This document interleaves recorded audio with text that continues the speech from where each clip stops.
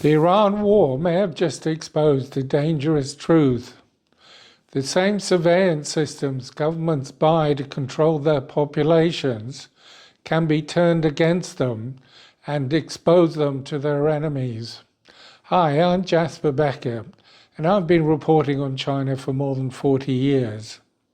For some time, countries around the world have been buying Chinese surveillance technology. Not just cameras, but entire systems built around facial recognition, artificial intelligence, and real-time monitoring. These systems can identify individuals in crowds, track movement across cities, and match faces to national databases, and then analyze behavior patterns. China has built the most advanced version of this model.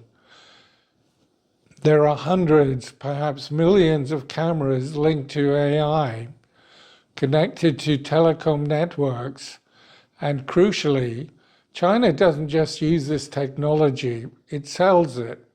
Iran was one of the buyers. Over the past decade, it imported systems from ZTE, Huawei, Hikvision, and Dahua technology. With these, they have built a surveillance system designed to monitor communications, identify protesters, and enforce social control. But the war has revealed something quite unexpected.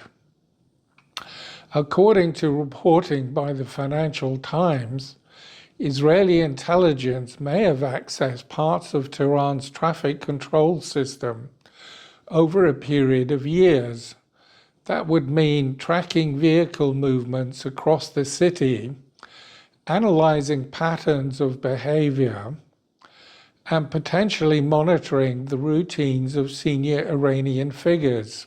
The same system used to watch the population may therefore have been used to watch the state and its leaders. Now, we should be careful. There is no official confirmation of how this was done, and no clear public evidence that specific Chinese systems were directly compromised, but the implication is difficult to ignore.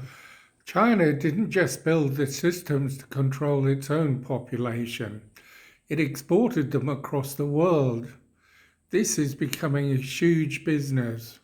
China's domestic video surveillance system market is worth maybe $25 billion a year, but globally the smart surveillance market is approaching $80 billion. At the center of this industry are companies like Hikvision, Dahua Technology, and Huawei. But they don't just sell cameras. They sell AI systems, facial recognition software, cloud platforms, data integration, training. They sell the complete surveillance ecosystem. And that's why countries across the world have begun adopting them. Countries like Pakistan, Serbia, Zimbabwe, Venezuela, Kenya, Indonesia, and even Western countries like the UK, Australia, and parts of Europe. Yes, even Western governments installed these systems. There is another reason these Chinese systems have sold so quickly. They are often cheaper and more feature-rich than Western alternatives.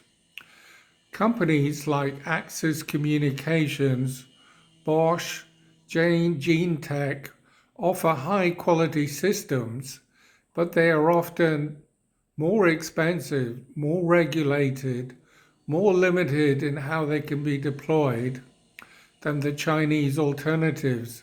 China typically attaches fewer conditions than Western suppliers.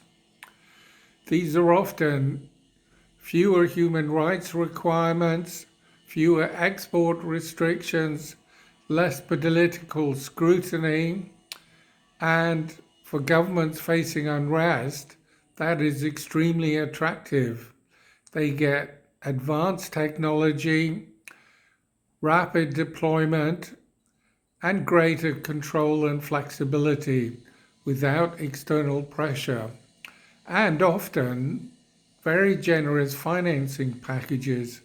In many cases, these deals are supported by Chinese banks as part of broader infrastructure partnerships linked to the Belt and Road Initiative. Nowhere is this clearer than in Africa. Across the continent, at least 11 countries have invested heavily in Chinese AI powered surveillance systems. Total spending in Africa is estimated at over $2 billion. These systems are used for urban monitoring. China is not just exporting technology, it is exporting its own model of control. Facial recognition systems depend on one thing above all: data. They require constant connectivity, centralized databases, real-time processing, continuous data flow, and all this is what gives them their power. But it's what also creates the risk, because these systems are always connected, centralized, and constantly communicating.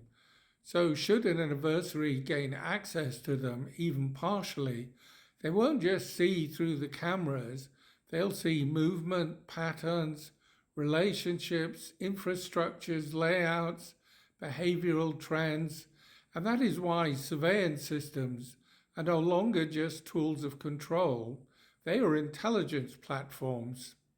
And after what we've seen happening in Iran and how leaders have been wiped out in precision attacks, whether they're in meetings or resting in their homes, many governments are going to be very worried indeed, above all the Chinese government. So if you bought Chinese surveillance systems, you are now at risk. Your enemy can use it against you, to spy on you, to blackmail you, or to kill you. The people who are watching, controlling everything could be the very ones most at risk. The surveillance business model is never going to be the same again. If you like this analysis, please click and subscribe and let me know your views.